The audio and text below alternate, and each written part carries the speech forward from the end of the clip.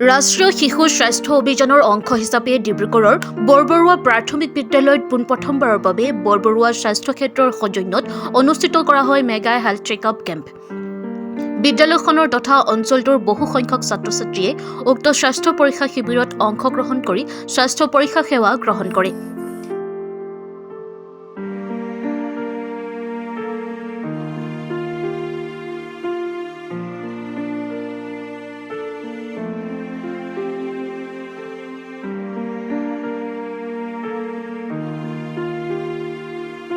চাহবাগিচা অঞ্চলৰ বিদ্যালয়ত অনুষ্ঠিত এনেধৰণৰ স্বাস্থ্য পৰীক্ষা শিবিৰে ৰাইজক যথেষ্ট উপকৃত কৰিব বুলি আশা প্ৰকাশ কৰিছে সকলোৱে। আজি আমি ইয়াত 26 মাৰ্চত 2025 আমি RBSK ফালৰ পৰা মাল্টি স্পেচিয়েলিটি কেম্প এটা পাতিবলৈ কাৰণে সক্ষম হৈছোঁ।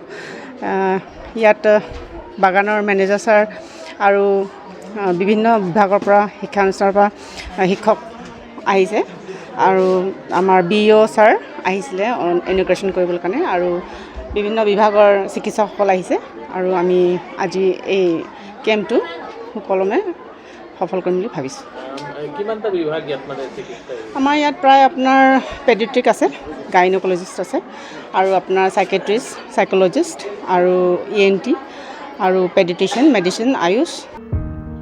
অসম চিকিৎসা মহাবিদ্যালয়ৰ অভিজ্ঞ চিকিৎসকৰ দলে চিকিৎসা সেৱা আগবঢ়োৱা উক্ত মাল্টি স্পেচিয়েলিটি চিকিৎসা শিবিৰত উপস্থিত থাকে বাগিচাখনৰ মহাপ্ৰবন্ধক, বিভিন্ন শিক্ষানুষ্ঠানৰ শিক্ষক শিক্ষয়িত্ৰীৰ লগতে স্বাস্থ্য খণ্ডৰ সৈতে জড়িত বিভিন্ন বিভাগৰ বিষয়া কৰ্মচাৰীসকল।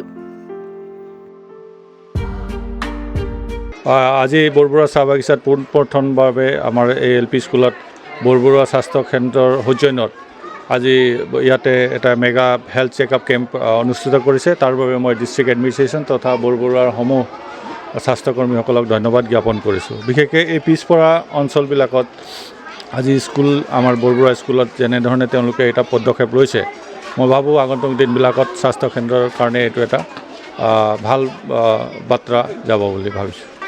এৰাউণ্ড 200মান ল'ৰা ছোৱালী আহিছে, বাহিৰৰ পৰাও আহিছে, আমাৰ শ্ৰমিকসকলো আহি আছে আৰু মই ভাবোঁ আজি more than 500 ইয়াতে আজি মানুহে আহি ইয়াত নিজৰ স্বাস্থ্যকলৈ হয়। আজি ইয়াতে 5-6টা বিভাগ আছে, ENT বিভাগ আছে, আপোনাৰ গাইনকলজিষ্ট আহিছে আৰু মেডিচিনৰ আহিছে, গতিকে 6-7টা বিভাগ আজি আহি এইটো কেম্প তেওঁলোকে কৰিছে।